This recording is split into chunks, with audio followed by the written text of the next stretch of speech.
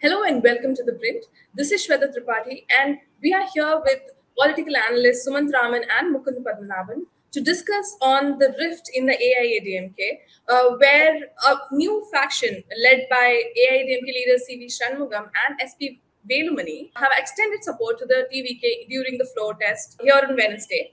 And Velumani has been elected as a parallel legislature party leader. We have also seen EPS speech interrupted by Velumani, and he was given a chance to talk during the assembly on Wednesday.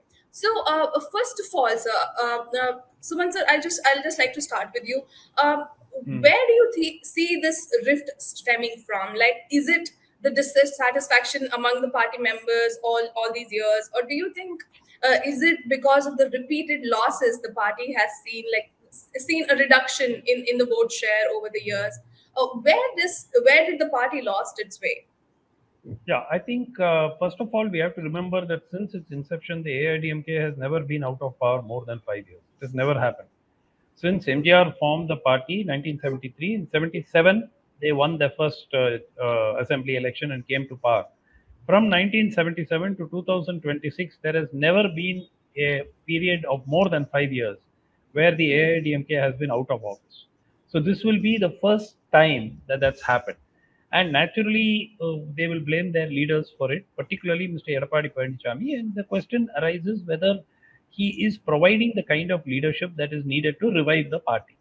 The AIADMK core vote was also largely personality oriented, first around MGR and then around Jayalalithaa. So the point was gradually the AIADMK also got a caste vote bank of Mukulaturs and Gounders. And what has troubled many in 2026 after the results is that the AIADMK has been virtually wiped out in both the areas where the Mukulaturs and where the Gounders are dominant. So, in fact, if they have won 47 seats, most of it has come because of their alliance with the PMK, where they won a lot of seats in the 1 year belt, of the state. So, this is not something which started now.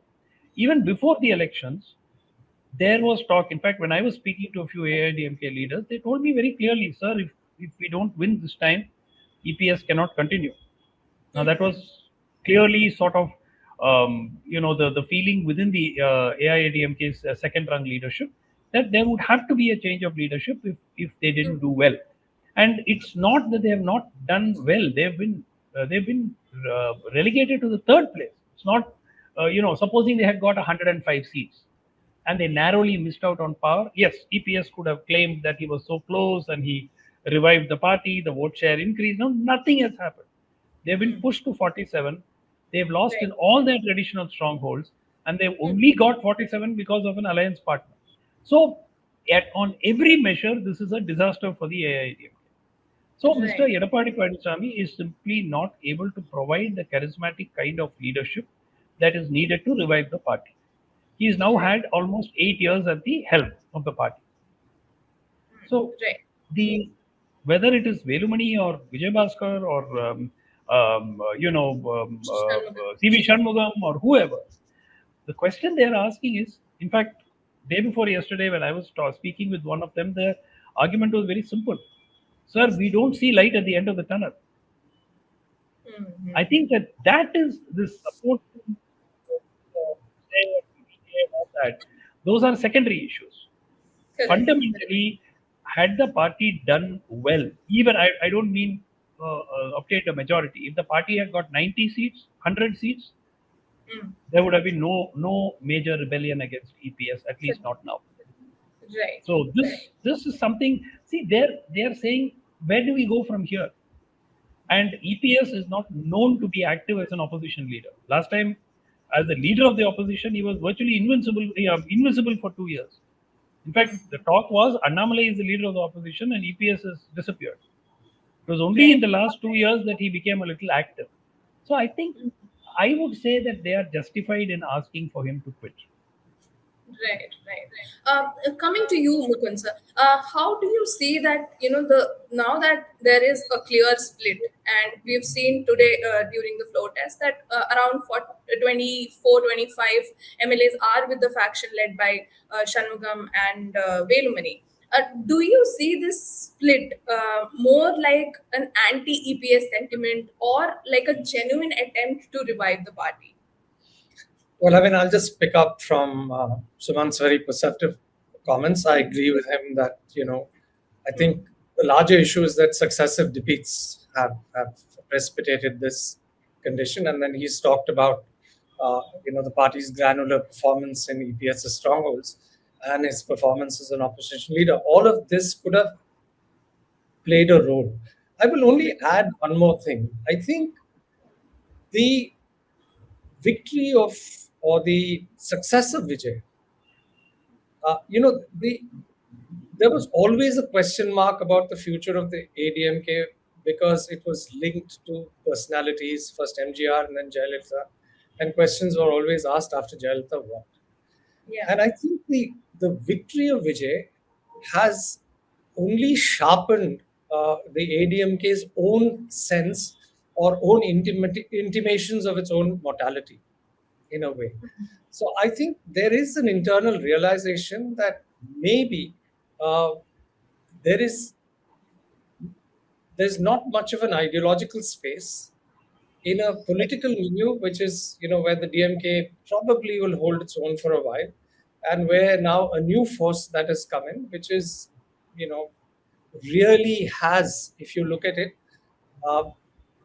won and is contesting for the very, very same constituencies that the DMK is, in terms of, Dalits, minorities, youth, traditional constituencies of the DMK in a way, and these guys have done very well. So I think all this has sharpened the, the sense of, or this, given them intimations of mortality. And so, you're asking me whether Shanmugam and Velumani are looking at revival. I would argue that they're looking really at some way in survival, and I wouldn't be surprised if they even seek a merger at some time, or this is what on their plan, because the ADMK now seems threatened with some kind of dissolution. I mean, this split goes further than anything that we've seen earlier. So I think I'd just like to add to that, like this faction, the new faction under Shanmugam and Velumani, has said that they rejected any tie-up with DMK to preserve AIADMK's 53-year-old anti-DMK stance, and they chose to back Vijay's TVK. And you're saying that the emergence of TVK has impacted the internal rifts that were there. The whole, like, the party being pushed to the third position has actually brought in a sense that now they need to do something to survive. So also it has altered the Dravidian political landscape. So what does it mean to the future of bipolar Dravidian politics in Tamil Nadu? I don't know. I mean, politics, as they say, a week is a long time in politics, so it's hard to guess. But it would look like, if you're looking towards 2029, if you were to lay a bet today, if I was to lay a bet today, I would argue that this is going to be pretty much a TVK versus DMK contest. I don't know how Sumant sees that, but it would appear to me that these would be the major polls in a political rivalry in the near future. And the ADMK, what remains of it, of these two sides, and it's very unclear now what will happen, because there has to be a legal process, there has to be a decision taken in accordance with the anti-defection act. It's not clearly clear what will happen, but whichever section of the ADMK and which way they will go is not very clear. And I think the space for independence will even reduce if the party splits, the space for going it alone. Yeah, that's quite clear. Sumant, I'll just come to you about how you mentioned about the caste dynamics and regional dynamics that always played a part in AIADMK's vote bank. Now, have we also seen other leaders like Velumani or CV Shanmugam or Vijay Bhaskar having their own influence and vote bank becoming stronger in their specific areas, like in the north, Velumani in the west and other parts of the state. How significant do you think are these equations in this split? Like, because it is not just EPS influence that is in the play. There are also these regional influences of these specific leaders that has also seen a growth. How do you see that? Yeah, I think there are two things. The fact that Velumani is a leader in the Congo Belt and has won his Tondamatur seat multiple times comfortably.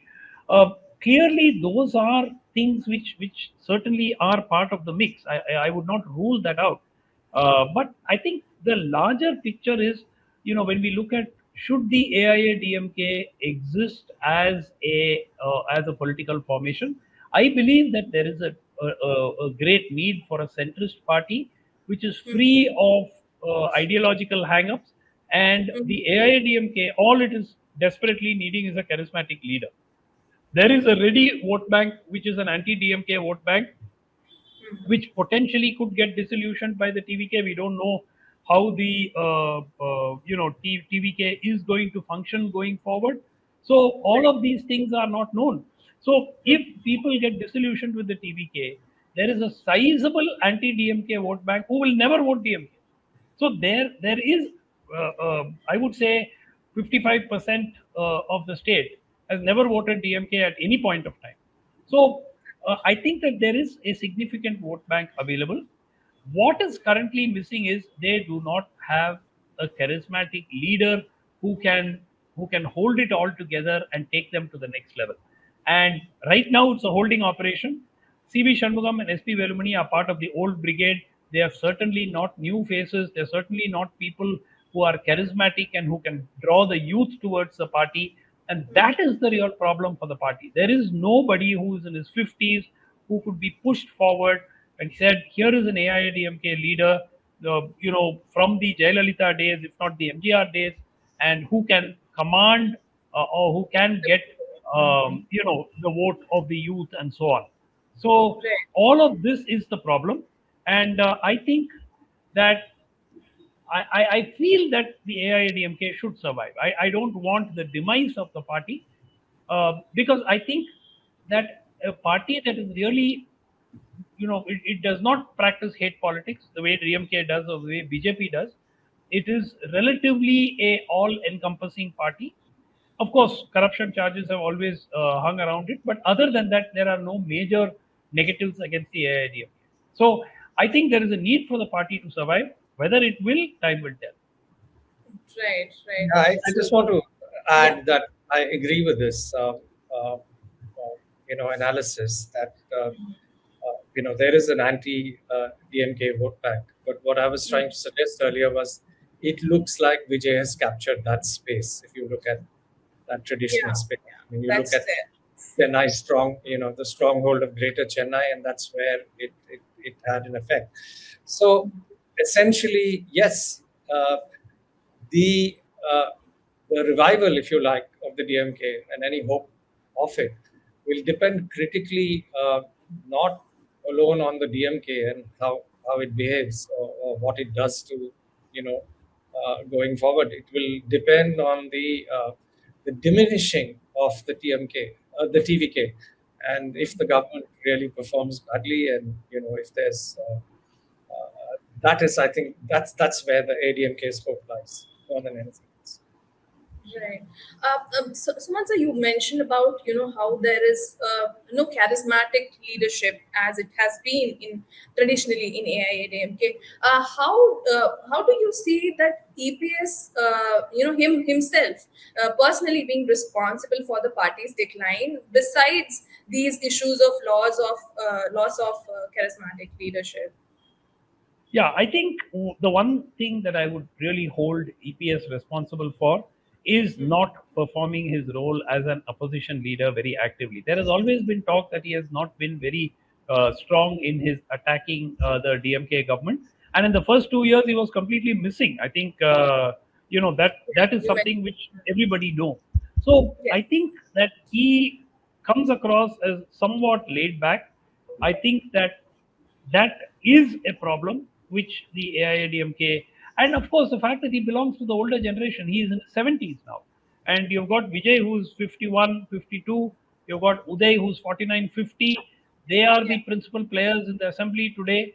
And the AIADMK needs a generational shift. And I think that that is really more important than anything else. Um, a charismatic leader in his 50s, probably maybe early 60s, is what the AIADMK desperately needs. So EPS, even in this, in the last few days, the talk that I heard was he's been very, very slow to react to everything. He didn't announce support to the TPK initially. He didn't make an effort to reach out to Vijay. Further, he entertained the talks with the DMK to form an alliance, which is sacrilege for most DMK and ADMK cadre. So there is a feeling that he's sort of not as quick on the draw as he needs to be. And I think that some people say it's probably related to age, maybe, it could be anything else. But the problem is he's not, and most importantly, he's not able to get the votes from his community. I think that is more than anything else a big factor, because people keep saying, whatever it is, the Congo belt, he will get the Gounder votes and they will sweep. That didn't happen this time. So I think Yes. that is really the biggest concern. Right, right. So going forward, and my question is for both of you, what do you see are the most realistic short-term options for EPS? Like, can we expect a general council meeting, or would it go to a legal battle for the party? Reconciliation attempts. Which path do you think it is, more likely to take so that they could retain the control? And what are the risks also that are associated with it? So once you maybe you can go first. Yeah, okay. So, what I would like to see, let me say, I would like to see EPS gracefully step down from the General Secretary's post. Um, you know, Probably then the General Council meets, then they have an election process for, the new General Secretary. Give him a kind of a presidium chairman equivalent kind of a post, so that he is very much part of the party. And maybe another option which is being spoken about within the party is to go back to this co-coordinator role that OPS and EPS were sharing at one point of time, and appoint two people, one perhaps from each camp, to hold the party together in the near term, and then review how things are after a year or two. So there are multiple possibilities, but should EPS choose now, if he's going to file ask for disqualification of these people, it's going to become a mess. The ball rests with the speaker. The speaker can disqualify. The speaker need not disqualify. They can challenge the speaker's decision, go to court. It will take time. So that becomes messy. And in the interim, the party could split completely. So I think that it is incumbent on EPS to try to avoid such a split. Whether he has the sagacity and the statesman ability to make that call, I don't know. I think I would, if you had asked me this 4 months ago, I would have said yes. But after seeing the shenanigans that he's been involved in the last 10 days, I have my doubts whether he really intends to, whether he's really bothered whether the party stays together or not. Mukund sir, how do you see, like, especially that the new faction is actually short of the 2/3 majority that is required for a formal merger with anyone? I think it's gone too far for some kind of graceful stepping aside. I mean, this is my guess, or some kind of of joint sharing of power. You actually have, in his eyes, EPS's eyes, a section of his party has divided to win. So this is going to go down to the speaker. It is not at all clear, for instance, that Velumani and Shanmugam have a 2/3 legislative majority. Party majority. So it's not really clear how it's going to play out. There is the anti-defection law can kick in. How that's going to play out is not really clear. And definitely, if EPS feels that he's not getting a deal which is in accordance with the law, I wouldn't put it beyond him going to court. So, this is still early, but it's difficult to speculate where this will go. Yeah. But, So yeah. also, how do you see the anti-defection law playing out here? Because what we have understood from the flow test, though it remains a little unclear, but what we have understood is like there are less than two-thirds of the MLAs that are there with the new So version, the, about the 24, 25. so the issue is, these guys claim EPS is not the legislative party leader. They claim that they are, and one of them is Velumani, and then that the whip is they have control of the party and they've appointed the whip. But under the law, the whip is appointed by the party; it's not appointed by the legislative party, and the EPS uh, is the leader of the general secretary of the party. So this argument on whether they've defied the whip or not, who is the whip, is going to play out. I mean, these guys are making a claim that that they're in control and they represent the party they've not disobeyed at least the whip. So I think that's the issue that needs to be settled by the Yeah. There is also one other issue, Yeah. and there have been precedences in the past where the speaker has recognized the larger group in the legislature as the official party. So here, even at 25, 22 or whatever, 24, 23 or whatever, it is Yeah, clear that neither side though has they a don't clear. have two-third, no, even though they don't have two-third, it does appear that the Velumani faction is probably the larger of the factions in the legislature assembly. If Right. that is the case, then should the speaker choose to recognize that group, then it becomes a problem for EPS. Of course, all of this will go to court anyway. Now, Yeah. my fundamental issue on this is also that Mm. as of yesterday afternoon, both Mm. CV Shanmugam and SP Velumani were saying that he is our general secretary. We would like him to come down and have a conversation with us and accept our position. So, Mm. so to sort of take off from what Mukund said, I don't Okay. think it has gone beyond a point of no return. I would say that should EPS take a step down and have talks and accept come to some kind of understanding, things could still be averted. A split could still be averted. I don't think it is inevitable as you say. Right. So Mukund, sir, if a slip, I would like to ask someone the question that if a split is averted, how do you think the ADMK will play vis-a-vis the TVK? I think that if a split is averted, the ADMK will be the TVK's backup plan because this present arrangement is untenable long term. You know, having a majority of one and constantly watching as to what DMK has in mind. I'm not too sure that that's something that is actually going to sustain for a very long time. 6 months, 9 months down the line, that's going to create a problem. So my thinking is there are two possibilities.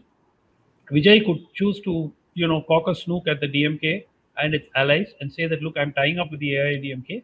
But consciously, we must note that in the immediate aftermath of the election results, he did not approach the AIADMK.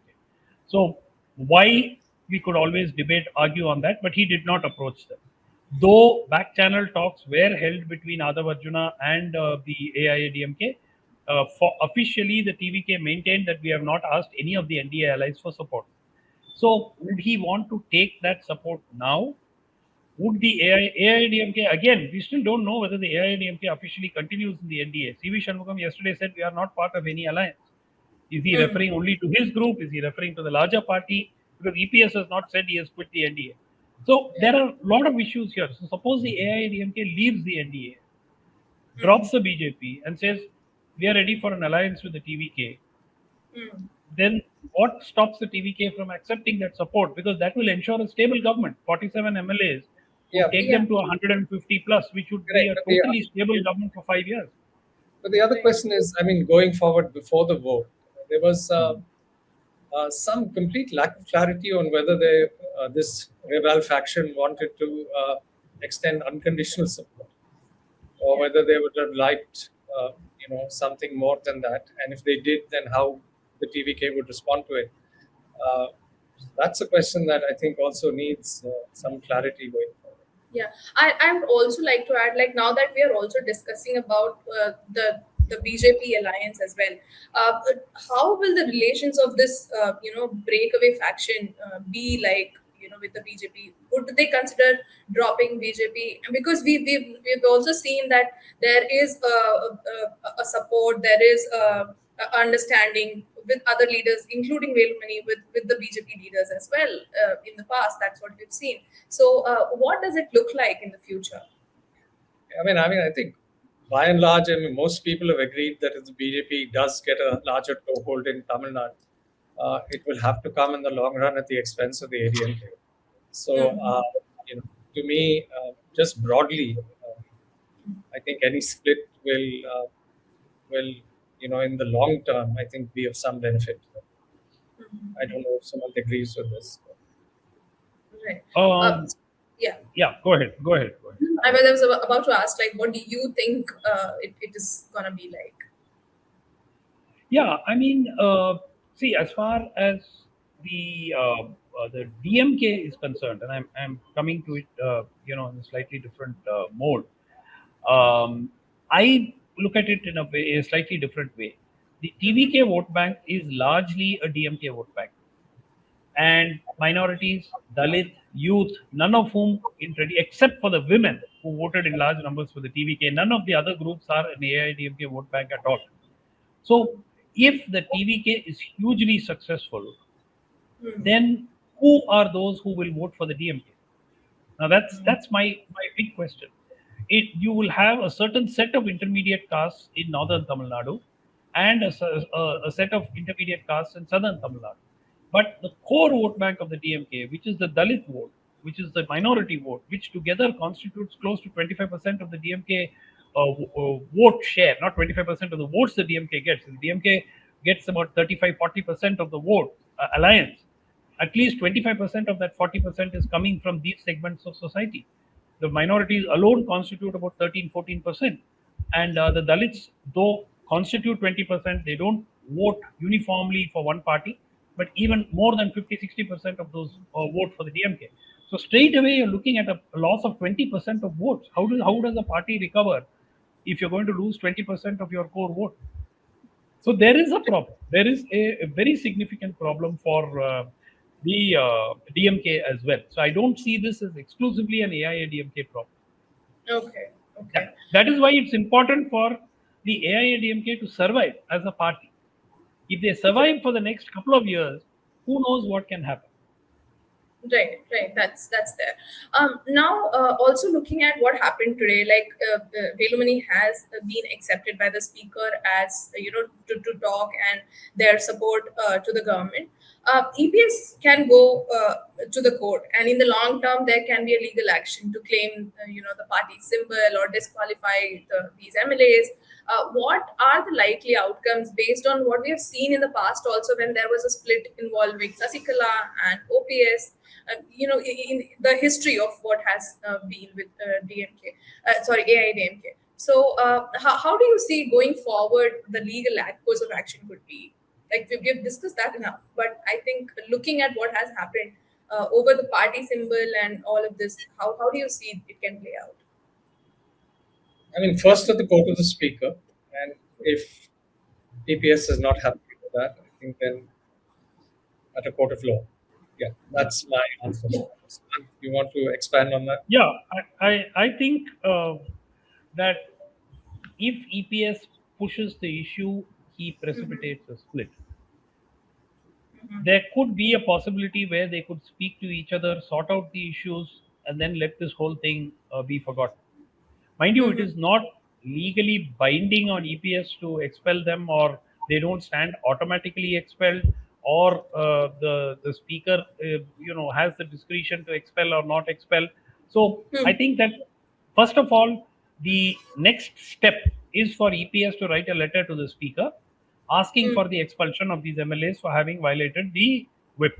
Right now, if he does not give such a letter, or he gives such a letter and a few days later he withdraws it, who knows? Then they could speak and sort out issues.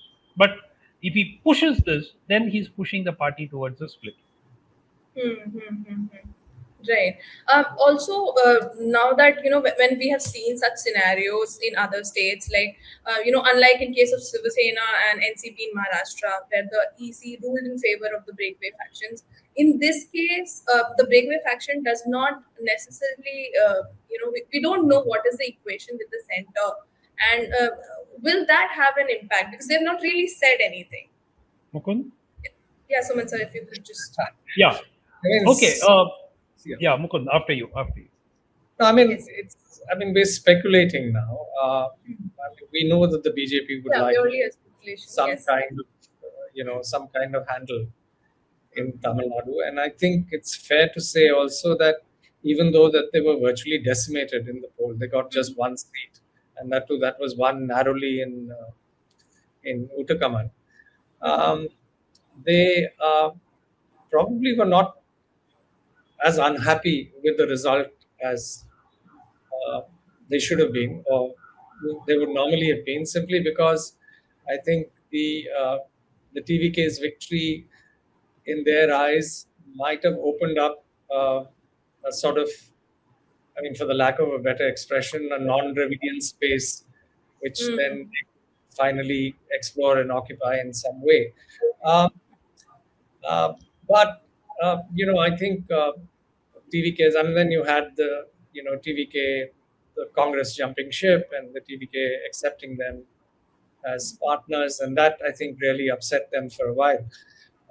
But I think this development, if it manifests itself in a split, will also then the same idea of a larger space opening up uh, is something that they look at. And I mean, there's been a theory that when it was a polarized in two poles, that the BJP's future really would be depend largely on cannibalizing the ADMK in some way. So I think, the split, they wouldn't be too unhappy about the split. Right. Suman sir, how do you see it going forward? I think gradually we are moving towards a bipolar kind of polity once again, where you will have a slight, if I can use the term, a soft Hindutva kind of political formation on one side, and the Dravidian forces on the other side. So that was effectively what the DMK versus AIADMK fight was.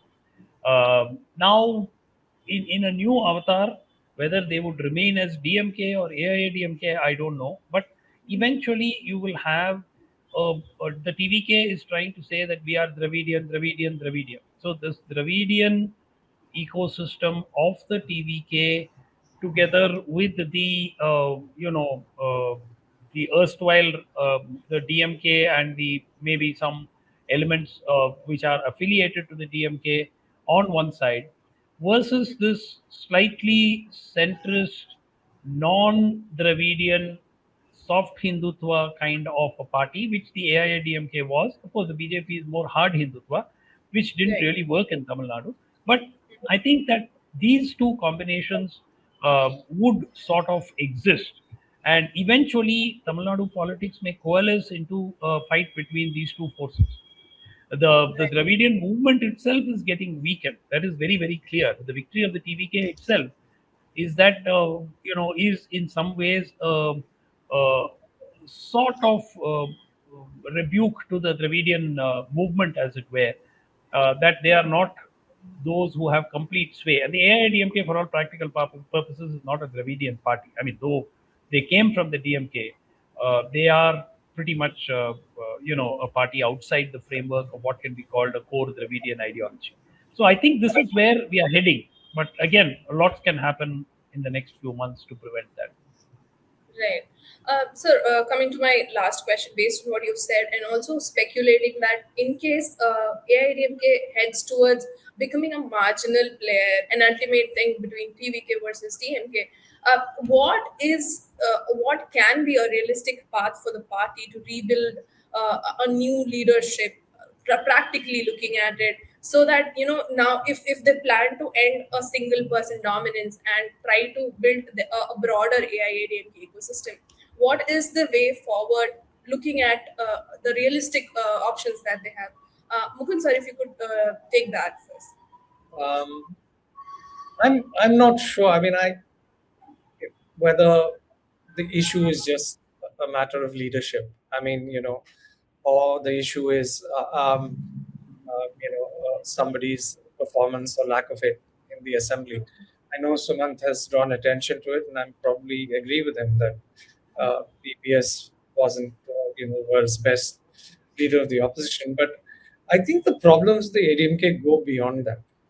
I think it's existential. It is, what kind of space do you occupy in a post Jayalalithaa world, in a world where you don't have a charismatic leader, and have you seen that? Youngsters, right? Yeah, and you've seen it over the years in splits, and this is one more, probably the most serious one, the one that risks or sounds as that like a death knell in certain ways.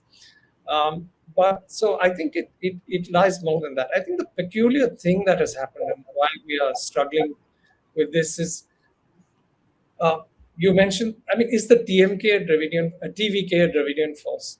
I mean, if they are, I know Periyar is one of the, Vijay's sort of, looks up to him, and, is one of the five people that, that form a part of his, political inspiration. But I mean, although the term "what is Dravidian" can be, discussed, I think he's probably more Dravidian in form rather than actual substance. But despite that, what he's done is peculiar because he hasn't occupied. I mean, I know the ADMK slipped, but they've not slipped by that much. It's DMK that has taken a huge knock. So he's occupied a sort of new space in a way, which is still Dravidian in form, but has eaten into in some ways into the heart of the DMK space. And so if he continues that, I don't know whether Sumant would call him a straightforward Dravidian party. I think there would be a distinction to make between the DMK and this. I mean, he's got no problem pointing his astrologer to as an OSD, which he's done yesterday. He has no problem visiting temples openly. It's a new style, which is contrast to the sort of the traditional style that the ADMK has adopted in certain ways. He has a couple of Brahmin MLAs. One of them he's made minister. So so I would say Dravidian in form, but possibly not really in granular substance. Right. Sumant sir, what would you say could be the realistic methods in which party would like to revive itself? See, honestly, I think we need to wait. We've seen very little of Vijay yet, and except this astrologer being appointed as the OSD, which has sort of taken a lot of the attention in the last day or so.